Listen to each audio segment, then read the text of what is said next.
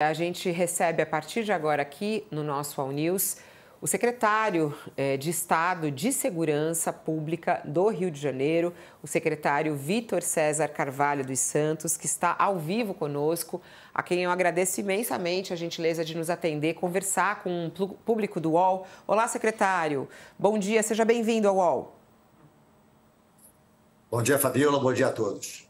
Vamos lá, secretário. Uma das notícias, claro que a gente tem muita coisa a conversar, saber como é que o estado do Rio de Janeiro está lidando nesses dias sequentes aí da mega operação, mas a informação hoje pela manhã, que nós até trazíamos aqui mais cedo, é do pedido do ministro Alexandre de Moraes para investigação por parte da Polícia Federal do crime organizado no Rio de Janeiro. Isso não tem a ver exatamente com a mega operação, mas uma investigação a respeito do crime e atuação do crime organizado no Rio de Janeiro. O senhor vê necessidade da Polícia Federal investigar o crime organizado no Rio de Janeiro? Bom, Fabiola, a gente acha que é importante, sim, tá? A determinação, a decisão da DPF já era nesse sentido. Não vejo qualquer problema, não vejo sobreposição de recursos humanos ou materiais.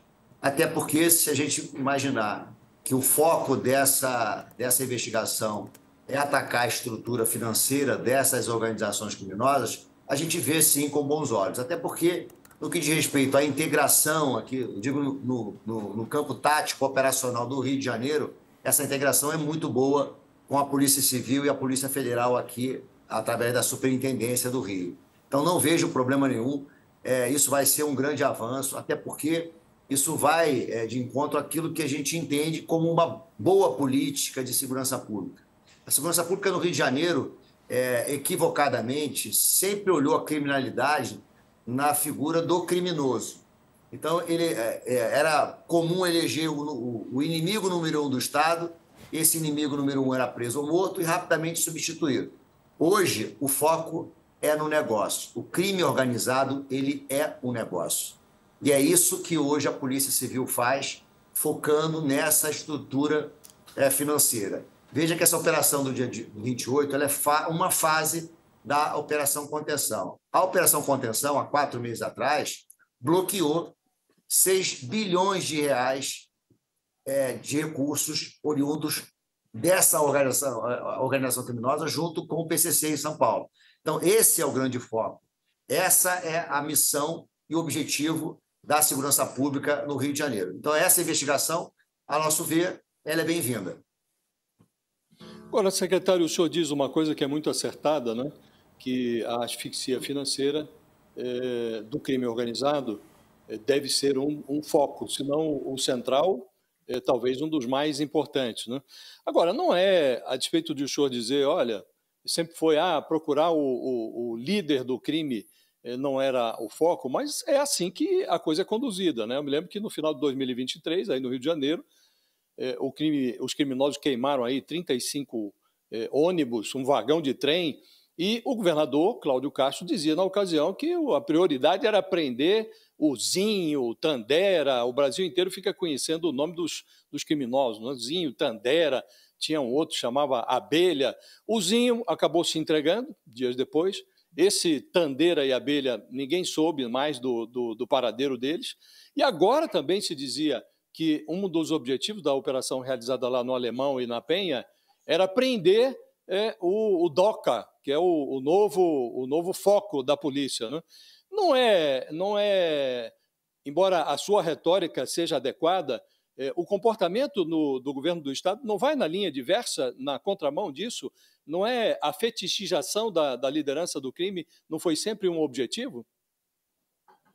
Olha só, Josias, nós temos alguns objetivos numa investigação, tá? O que a gente não quer em relação a essas operações é que sejam realizadas operações exploratórias, ou seja, eu vou para aquele território dominado por uma organização criminosa para buscar alguma coisa ou alguma atividade que esteja em ato flagrancial. Hoje não.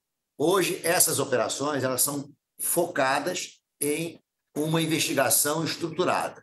Claro que o objetivo principal da investigação é atacar a estrutura financeira, mas naturalmente as lideranças acabam aparecendo e são alvos de mandados de busca, de prisão e de busca e apreensão. Então, são dois focos diferentes. Hoje o DOCA é uma liderança? Sim, mas a gente tem que imaginar, com a legislação que nós temos hoje, dificilmente esse criminoso vai ficar preso durante muito tempo. Eu vou dar um exemplo recente. O Sardinha, uma grande liderança da Cidade de Deus, teve o direito da saidinha no Dia dos Pais, em agosto desse ano. Ele voltou? Claro que não. Continuou a sua atividade, fomentou a atividade criminosa naquela região sudoeste, tentando invadir algumas comunidades. Então, o foco principal não é o criminoso, também é o criminoso, mas o objetivo principal continua sendo atacar a estrutura financeira.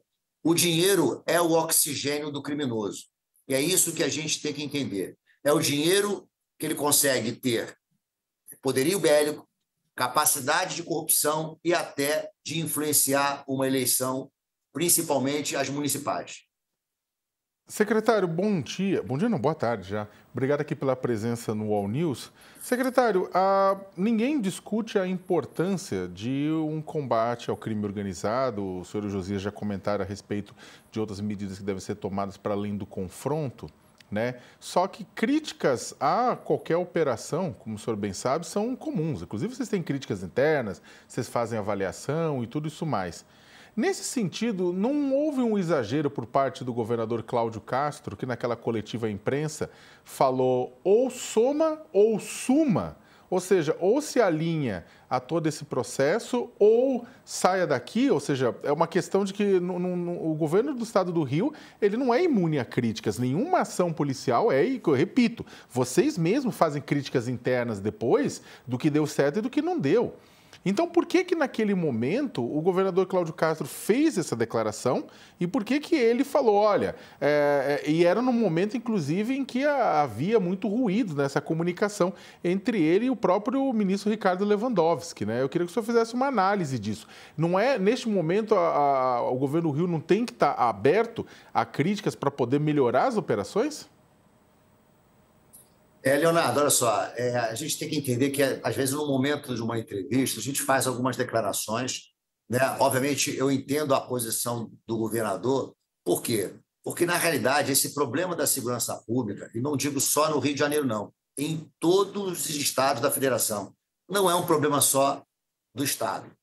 A realidade é que nós temos corresponsabilidade. E foi nesse sentido que a decisão da DPF deu um farol para a segurança pública. Lá ele diz, olha, a participação aqui tem que ser da Prefeitura, do Estado e da União. Vamos dar um exemplo, mais uma vez, da operação do dia 28. O Complexo do Alemão e da Penha são duas Copacabanas de desordem urbana. São 280 mil pessoas morando, ou seja, uma densidade demográfica absurda, com criminosos portando armas de guerra, ou seja, a potencialidade ofensiva e lesiva é muito grande. E de quem é essa responsabilidade? Somente do Estado? Claro que não. Mas o Estado vem arcando sozinho com essa conta. Então, nesse sentido, eu concordo com o governador de que alguém que venha para o Rio de Janeiro, que venha para somar. A crítica, ela é boa? Sim, desde que seja para a gente aprimorar o processo. E assim a gente faz sucessivamente. A cada operação, a gente aprende. Lições aprendidas. A gente já entendeu, olhando para o passado, que a política de ocupação territorial ela não funciona. A retomada, sim, pode funcionar, porque é fazer com que os 3 entes da federação estejam naquele território, prestando àquela comunidade todos os serviços necessários e não apenas a segurança pública. Então, nesse sentido, eu acho que ele foi acertado nesse modo, de cobrar de quem também tem corresponsabilidade, que venha somar com o Rio de Janeiro. O presidente Lula não tinha falado tão claramente a respeito dessa operação, falou recentemente, né? E chamou de matança e falou, inclusive, que a operação parecia uma operação não bem sucedida, no sentido de que houve muitas mortes e desastrosa. Isso pode, de certa maneira, atrapalhar a boa relação que parece que aconteceu ali na conversa com o governador Castro e o ministro da Justiça, quando resolveram, inclusive, unir forças logo na sequência da mega operação. Como é que o governo do estado do Rio de Janeiro recebeu essas declarações do presidente da República? Fabiola, quando eu converso com o governador, a gente sempre procura dizer o seguinte: não politizar um serviço tão importante quanto segurança pública, como segurança pública. E isso a gente não pode entrar nessa discussão política, senão o prejudicado é a população. Então, quando o presidente fala dessa maneira, eu tenho certeza que não é o pensamento do ministro Lewandowski, que não é o pensamento do secretário nacional de Segurança Pública, que é o doutor Sarrubo, porque nesse âmbito há um alinhamento muito grande. Eu digo, nessa parte técnica, como eu sou técnico, como o Ministério da Justiça tem pessoas técnicas como o Sarrubo, que toca lá a Senasp e as políticas públicas do governo federal, não há qualquer desalinhamento em relação a isso. É obviamente que quando uma declaração dessa toma repercussão nacional, isso acaba causando algum tipo de ruído, mas nós técnicos já estamos acostumados e a gente não pode levar ou deixar levar esse assunto para a esfera política. Outro presidente, esse dos Estados Unidos, enviou uma carta diretamente ao senhor, né? Lamentando a morte dos policiais e mais, oferecendo ajuda. Eu gostaria de saber, o senhor respondeu a carta a Donald Trump, o presidente americano, e que tipo de ajuda o governo dos Estados Unidos pode oferecer ao Rio de Janeiro para combater o crime? Olha só, Fabiola, não foi o presidente Trump que mandou a carta para mim. Na realidade, foi um colega, o James, que eu conheço há muitos anos. Como eu sou delegado da Polícia Federal aposentado, me aposentei em 2023. Eu trabalhei só na Delegacia de Repressão e Entorpecentes durante 9 anos. E é natural, né, na Polícia Federal, a gente ter relação com o DEA, que é o Departamento de Drogas americano, de Repressão às Drogas americano. O James, ele é um agente do DEA, com quem nós já tivemos e já trabalhamos no passado, e ele hoje, assim como eu, ocupamos uma posição de gestor e de liderança. Então, eu encarei a carta do James mais como realmente uma mensagem de condolências e apoio aos policiais que morreram nessa operação. Eu acho que é nesse sentido. A gente não vai responder a carta porque não tem o menor sentido. Eu entendi como um gesto de carinho e de preocupação de quem é policial e entende a dificuldade, o desafio que é ser policial no Rio de Janeiro. Também, outra pergunta que eu queria, já vou passar aqui para o Josias e para o Sakamoto, mas só uma última questão aqui minha, em relação às operações. O governador Cláudio Castro disse que já tem mais 10 operações programadas. Queria saber, estão mesmo programadas? Como é que serão essas operações? Quando que elas vão acontecer? Olha, hoje a metodologia de operação é que essa operação ela seja robustecida como uma investigação estruturada, onde se tenha exatamente o local que vai se cumprir o mandado de busca e apreensão e mandado de prisão. É assim que vai funcionar. E cada investigação ela tem o seu tempo de maturação. Então, a gente seria leviano da minha parte dizer que daqui a um mês vai haver uma ou duas. A investigação é que indica o momento, o local e quem é o alvo da investigação. Então, é prematuro a gente dizer que até dezembro, por exemplo, nós vamos ter 10 operações. Existem muito mais de 10 operações sendo trabalhadas. E não é só tráfico, não, tá? A gente tem problemas no Rio de Janeiro de organizações criminosas que não são somente tráfico. No tráfico temos todas as lideranças e as organizações criminosas, TCP, Comando Vermelho, mas também nós temos problema de bicheiro, maquininhas, máfia de cigarro, tudo isso, todos eles são objetos de investigação, porque são atividades criminosas que impactam diretamente na segurança pública do Rio. Então, se eu pudesse dizer que existem 10, não, existem muito mais de 10 investigações com objetos e pessoas diversas. Mas só que isso vai levar um tempo até o momento de que essa investigação esteja madura, para aí sim a gente passe para a parte de planejamento e execução da operação. Secretário, o senhor ao responder a Fabíola sobre a pergunta sobre o comentário do presidente Lula, né, que enxergou um massacre na operação da semana passada. O senhor disse que, nos diálogos que tem com o governador, ambos concluem que não se deve politizar o tema da segurança pública, né? Ocorre que, nas pegadas da operação da semana passada, o governador recebeu aí colegas seus, governadores conservadores de outros estados, e fizeram uma coletiva, anunciaram a constituição de um consórcio da paz. E nas declarações que foram esboçadas durante essa entrevista coletiva, ficou meio que entendido ali que a prioridade desse consórcio da paz é guerrear ideologicamente com o governo federal, com o Lula, alguns governadores, Ronaldo Caiado fez referência direta ao presidente Lula, o Zema também. Há um ambiente intoxicado. E aí eu queria lhe perguntar, o senhor é delegado federal, aposentado, sabe como funciona a Polícia Federal, o senhor louvou há pouco a investigação que a Polícia Federal realiza em relação ao Comando Vermelho no Rio de Janeiro. O ministro Alexandre de Moraes falou dessa operação agora, mas ela está aberta desde agosto, né? Eu queria lhe perguntar e queria que o senhor fosse o mais franco possível. Essa intoxicação política não prejudica a colaboração que deveria existir, seria salutar que existisse, que fosse efetiva, entre União e Estados, entre União e Rio de Janeiro?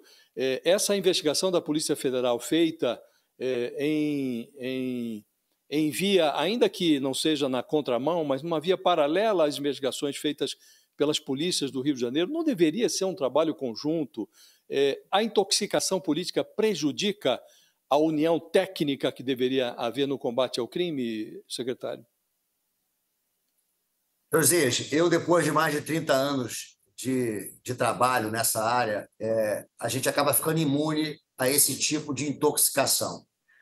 Os políticos, claro, eu estava na reunião, a gente viu que o objetivo, na realidade, é mostrar que estados podem se unir para um bem comum. Rio e São Paulo têm duas organizações criminosas que causam muito mal e impactam muito na segurança pública dos outros estados. Então, isso a gente tem que entender. Eu, particularmente, entendo que hoje essas duas maiores organizações criminosas, pela capilaridade delas, não só dentro do Brasil, mas atuando fora do Brasil também, o governo federal deveria ser o grande protagonista. Por quê? Porque acaba tendo uma visão das 27 unidades. Eu aqui, por mais que eu tenha conhecimento, pela minha experiência de ter trabalhado em outros estados, eu consigo enxergar e tenho um bom relacionamento com os outros secretários, né? Acaba ficando limitado ao que acontece no Rio de Janeiro.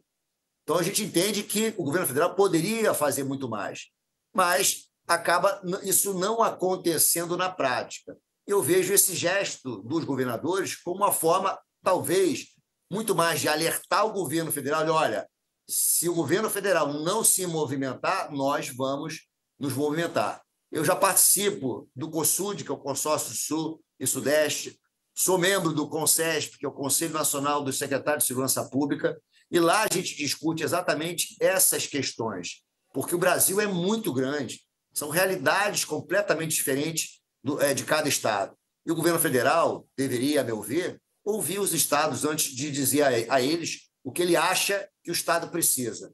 Então, esse alinhamento ele é importante no nível político e posso afirmar a você, Josias, no campo técnico, a gente procura, ao máximo, não deixar ou não se deixar contaminar por essa intoxicação.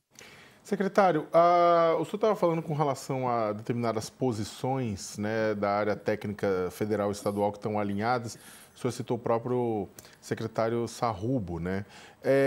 A gente entrevistou o secretário ontem e ele foi muito, na verdade, duro na crítica à proposta de considerar as facções criminosas como organizações terroristas. Ele teme, inclusive, perda de soberania ou outros tipos de problema com relação a isso. Como é que é a sua visão? O senhor concorda com ele ou o senhor defende que as organizações criminosas sejam tratadas como facções terroristas? Leonardo, quando a gente fala de alinhamento, não quer dizer que a gente não discorde em alguns pontos, tá? Isso é salutar e é democrático. Nem tudo que eu prego, que a gente defende, o Sarrubo concorda e vice-versa. Mas a gente sempre trata desses assuntos, mesmo daqueles que a gente diverge, a gente sempre trata de forma muito, muito respeitosa e tecnicamente. Particularmente, por que houve essa discussão? Porque o Rio de Janeiro produziu um documento enviado ao governo americano. Por que nós fizemos isso? Investigação feita aqui no Rio de Janeiro, trabalho de inteligência que produziu, a relação do Comando Vermelho com o PCC, a relação do Comando Vermelho com a Al-Qaeda e Hezbollah, e também a Ndrangheta, que é uma máfia italiana. Já temos a comprovação de um homicídio praticado pelo Comando Vermelho em Portugal, 6 estados americanos onde há atuação comprovada do Comando Vermelho, ou seja, o Comando Vermelho já é uma organização transnacional. Só que, para isso, a gente precisa ter esse reconhecimento. Existem alguns requisitos a serem preenchidos para que ela seja reconhecida primeiro nesse momento. Por quê? Com a inclusão do Comando Vermelho nessas listas de restrições, nós temos vários benefícios. Por exemplo, o americano ele domina o sistema SWIFT, que é o sistema de transações financeiras pelo mundo. Isso facilita o bloqueio de recursos, de ativos que têm uma origem criminosa. Pessoas que abram empresa ou que utilizem empresas em território americano ou no Brasil podem ter seus recursos bloqueados. Então, isso facilitaria muito.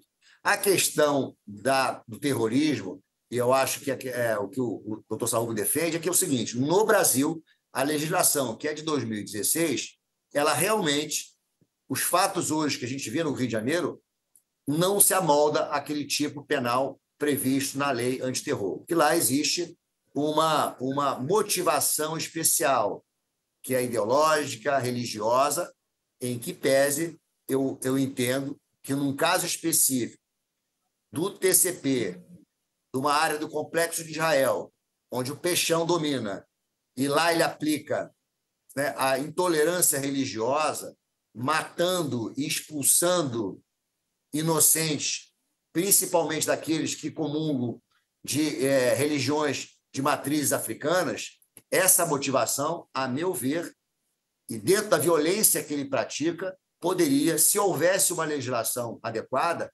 encarar, por exemplo, esse criminoso como terrorista. Mas isso é uma questão que hoje está sendo discutida no Congresso, que é o ambiente que deve ser discutido. A lei surgiu em 2016, num momento político diferente, numa criminalidade diferente, e hoje essa legislação precisa ser revista. Quem vai decidir isso efetivamente é a Casa Legislativa, que lá é o momento adequado e o fórum adequado para que se discuta isso. Então, nesse ponto, a gente discorda do secretário Sarrubo, mas, obviamente, respeitando a posição dele.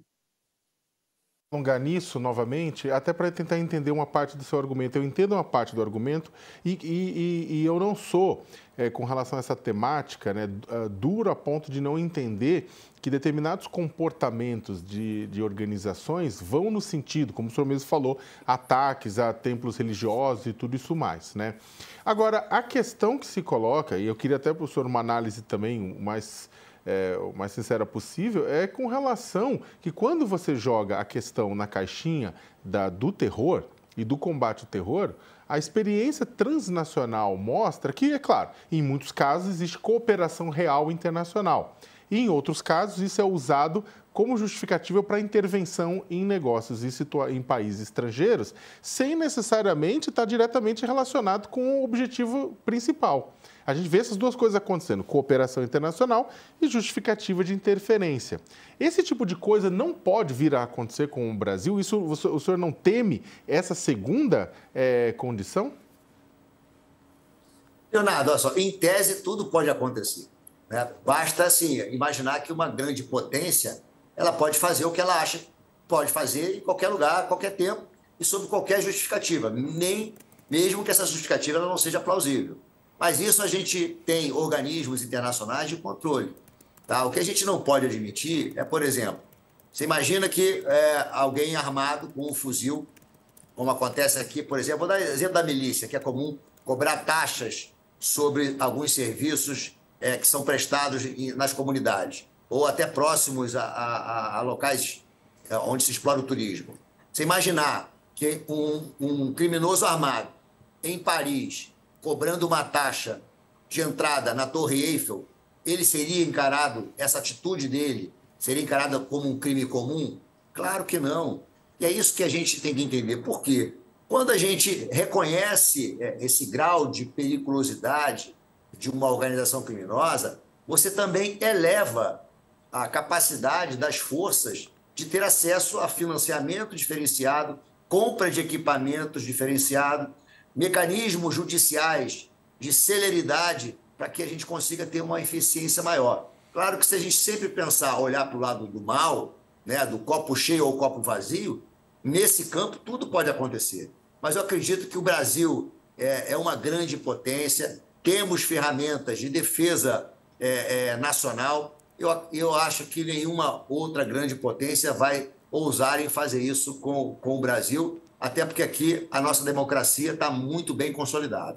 Bom, para quem está conosco na TV, o intervalo, mas a gente segue conversando com o secretário de Segurança Pública do Rio de Janeiro ao vivo, aqui no UOL, no YouTube. Vai para lá se você não quer perder. O secretário, ontem estava sendo divulgada uma informação de que o governo do Rio enviou ao Supremo Tribunal Federal informações sobre a mega operação com números diferentes do que foi divulgado pelo próprio governo à imprensa. Principalmente dos números dos presos, né? O governo do Rio enviou ontem um número de presos nessa mega operação de 99 pessoas presas, sendo 17 com mandado e 82 em flagrante. E na sexta-feira passada, a própria Secretaria de Segurança Pública havia informado que teriam sido 113 prisões, 14 a mais do que foi informado ao STF. Queria saber sobre essa diferença, por que essa diferença de número? Claro, Fabiola. Na realidade, o relatório ele foi entregue para o ministro Alexandre de Moraes. Fisicamente foi entregue a ele e eletronicamente juntado no processo. E lá informava o número de 99 presos, né? Esse é o número oficial e consolidado. Por que da diferença? A gente realizou a maior operação de segurança pública do mundo. Nada no mundo tem algo paralelo ao que se realizou no Rio de Janeiro. Não só pelo seu tamanho, mas também pela sua complexidade e sensibilidade. Naquele momento, o que acontece? Toda a mídia busca informações e a gente procura, dentro do possível, passar, mesmo que seja um panorama temporário, né? Mas a gente procura informar para quê? Para que haja uma visão de transparência. E por que a diferença de números? Só para vocês entenderem, cada mandado de prisão ele gera um registro de ocorrência. Por quê? Porque muitas vezes são mandados de prisão de juízos diferentes. E há uma obrigação do cumprimento desse mandado ele ser imediatamente comunicado à Justiça. Então, nós tivemos prisão por mandado e prisão em flagrante. A prisão em flagrante também gera um registro de ocorrência. Só que haviam presos que tinham 3, 4 mandados de prisão. Isso acabou sendo duplicado, triplicado. Por isso, essa questão de ter um número maior do que o número oficial de preso apresentado pelo STF. O preso, por exemplo, que foi cumprido um mandado de prisão para ele, e lá ele foi encontrado, por exemplo, portando um fuzil. Então, ele foi preso em flagrante pelo porte do fuzil e deu cumprimento ao mandado de prisão. Ou seja, teve um registro de ocorrência do flagrante e um registro de ocorrência do cumprimento de mandado, para efeitos de comunicação diversa. Só que, naquele momento, aquela planilha que veio, um único preso com dois motivos de prisão. E essa foi o que gerou essa diferença de presos ou de informação de presos naquele momento da operação. Correção. A gente está de volta já para quem estava conosco na TV. O secretário, o senhor está falando, inclusive, aí a respeito desse envio de informações a Alexandre de Moraes. Queria saber, inclusive, como é que foi esse encontro com o Alexandre de Moraes? O senhor também participou, né? Quais foram as cobranças feitas por Alexandre de Moraes e qual é a expectativa do governo do estado de São Paulo, do que Alexandre de Moraes pode fazer em relação a isso? Bom, participamos sim da reunião desde o início. A ideia do ministro era ver se a operação ela seguiu estritamente os ditames da DPF 635, e a gente, tanto que a requisição feita para a gente anteriormente, ela foi criteriosa de procurar dar o maior número de detalhes possíveis de cada requisição, de cada item. E, obviamente, ele veio até o Rio de Janeiro para ouvir daqueles que operaram, planejaram essa operação. Então, ele teve a oportunidade de ouvir, fazer perguntas para mim, fazer perguntas para o secretário Menezes, da PM, o secretário Cury, da Polícia Civil. Então, a gente foi, eu acho, pelo menos foi o feedback que nós tivemos, é que ele saiu do Rio de Janeiro ou seja, com nenhuma pergunta por fazer. Todas as respostas foram respondidas e, obviamente, ele não fez nenhum juízo de valor sobre a avaliação ou se nós teríamos atendido aos critérios da DPF 635. Mas eu acredito que tenhamos sim, e a minha expectativa, a nossa expectativa aqui, é que ele reconheça que a operação seguiu as regras estabelecidas pela DPF. Secretário, nós tivemos essa operação no Rio com muitas críticas, né? 121 pessoas mortas, entre elas 4 policiais que saíram de casa de manhã para trabalhar e não voltaram, né? Houve queixas em relação à realização das necrópsias, a Defensoria Pública diz que não teve acesso ao trabalho, né? Houve aquele problema dos corpos deixados na mata, retirados pelos moradores, antes que fosse realizada uma perícia. O senhor hoje, analisando a operação pelo retrovisor, já aconteceu, o senhor consegue enxergar algo que deu errado? O senhor acha que foi realmente 100% bem-sucedida? Houve problemas de planejamento? Esse número de mortos, o senhor considera razoável? Não teria sido possível evitar se o planejamento tivesse sido de outra maneira? Qual é a avaliação que o senhor faz hoje, decorrido aí um pouco mais de uma semana da operação? Não houve realmente erros nessa operação? Foi 100% bem-sucedida? Josias, a gente tem como premissa sempre aprimorar. Cada operação ela procura ser melhor do que a anterior. Isso são lições aprendidas. Bom, vamos lá por parte. Em relação ao número, a alta letalidade, ela realmente entrou para a história como a operação mais letal. E letal dos dois lados, né? Criminosos mortos e policiais mortos. Também nunca tivemos um número de policiais mortos como a operação. Então, assim, quando a gente faz um planejamento, e a gente tem que dividir isso em algumas fases. A investigação é onde se produz conhecimento. Produziu-se conhecimento, onde você sabe a atuação, de que forma aquela organização atua, se ela é violenta, se não é violenta, se tem homens portando armas, se não tem, que tipo de arma. Bom, chegamos a essa conclusão, sim. Passamos ao planejamento. No planejamento, diante do que foi colhido de informação, a previsão é que haveria pelo menos 500 homens armados de fuzil. Esse era o número esperado ou previsto para que as forças policiais encontrassem naquele território. O que se faz dentro da metodologia de planejamento? Isso é um método do mundo inteiro. Superioridade operacional. Nós utilizamos 2.500 homens, ou seja, 5 policiais para cada um criminoso. Isso, em tese, tecnicamente, seria um fator inibitório. O criminoso olha, eu vou ter que confrontar com 5 policiais, eu vou me entregar. Em tese, acontece isso. Tivemos um número muito grande de criminosos que se entregaram e as suas vidas foram preservadas.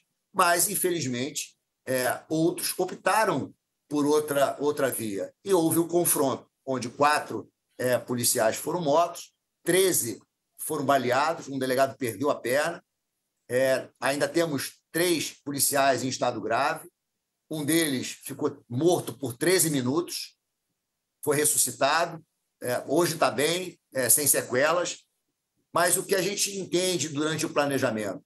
existe o previsível e o não desejado. Há previsibilidade de confronto? Sim, pelo perfil daquela organização criminosa, pelo terreno onde a gente vai atuar, mas não é desejável a morte. A operação, qualquer planejamento operacional, tem como premissa a segurança e salvar vidas. Esse é o objetivo. Mas existem fatores externos que a gente não tem controle. Foram várias as imagens de criminosos indo para a mata, usando roupa camuflada.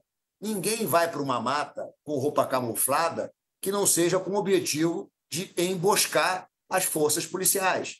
E foi exatamente isso que aconteceu. O que eles não esperavam é que, dentro do planejamento operacional, a gente já tinha essa previsibilidade que eles pudessem fazer isso. E, por isso, a força policial estava presente. Nós tivemos o cuidado de selecionar 96 policiais do BOP, os mais experientes, exatamente para que conseguisse mitigar essa ação criminosa. E veja bem, a intenção da polícia, mesmo do Batalhão de Operações Policiais Especiais, não era de matar. Tanto que os policiais levaram máscara de gás. Para quê? Porque também já era previsível que esses criminosos eles se intocassem em verdadeiras casamatas. E isso, imagens também foram mostradas que os policiais tacaram gás e esses criminosos, alguns deles se entregaram.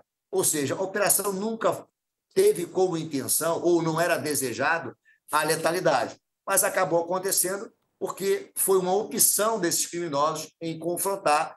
E a gente tem que entender que o monopólio da força é do Estado. O Estado tem que se fazer presente e de maneira forte. E foi isso que aconteceu. E esse recado, a gente acredita que foi dado para aquela comunidade. E mais, 280 mil pessoas morando nessas 2 Copacabanas de desordem urbana. 4 pessoas apenas feridas levemente. Então, nesse ponto, a gente acredita que a operação foi um sucesso, apesar do resultado, morte, não ter sido o desejado. Aquele local de crime, né, muitos corpos foram deixados na mata.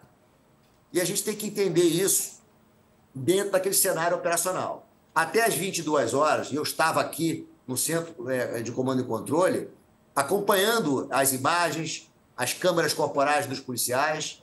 Até às 22 horas, tinham policiais trocando tiro na mata. Então, o que ocorre? Numa guerra regular, onde os dois lados são inimigos, o inimigo, ou o aliado, ele avança, neutraliza o inimigo e vai ganhando terreno. Numa guerra irregular, como é o que acontece com as forças de segurança pública, o policial que neutraliza o criminoso ele tem que se preocupar em socorrer o criminoso que ainda está vivo, arrecadar as armas que estão com ele, porque se ele deixar aquela arma ali, alguém vai retirar e depois ele vai ter que responder por aquele corpo sem arma e como comprovar que houve um confronto. Então tem toda uma dificuldade. Isso, os policiais, quando eles confrontam, neutralizam ou causam um ferimento a um criminoso, ele tem que retirar esse criminoso daquele cenário. E os policiais foram fazendo isso gradativamente, por quase 18 horas de confronto.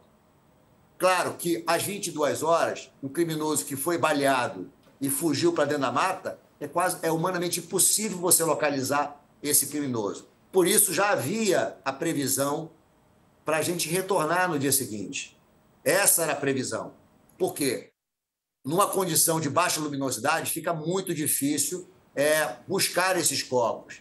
E a gente não pode ser ingênuo, achar que um policial com uma lanterna se expondo seria capaz de localizar isso. Claro, ele ia se colocar numa condição de risco muito maior. Então, havia previsibilidade de nós voltarmos no dia seguinte para exatamente fazer o exame de local, já que esses corpos que foram encontrados lá já estavam em óbito, então não haveria necessidade de resgatá-los. Só que, à 1 da manhã, nós já começamos a receber informações de que os corpos estavam sendo retirados da mata e colocados na rua. Então, não fazia o menor sentido.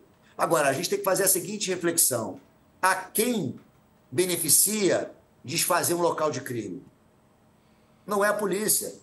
Nós estávamos preparados para isso.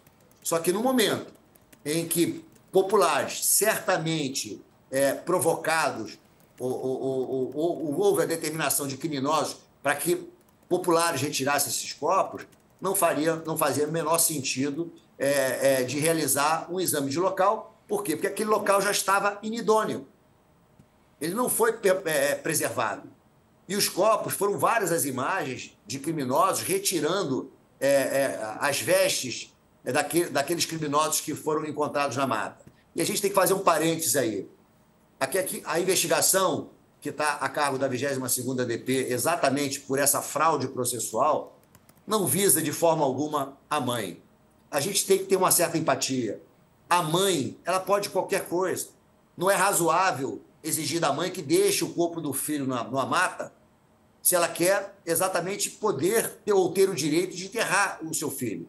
A mãe perdeu o filho uma vez para o tráfico e perdeu pela segunda vez com a sua morte. Então, o objeto de investigação da 22ª DP, por conta do desfazimento desse local de crime, não visa, obviamente, a mãe, mas sim aqueles criminosos que comandaram essa ação.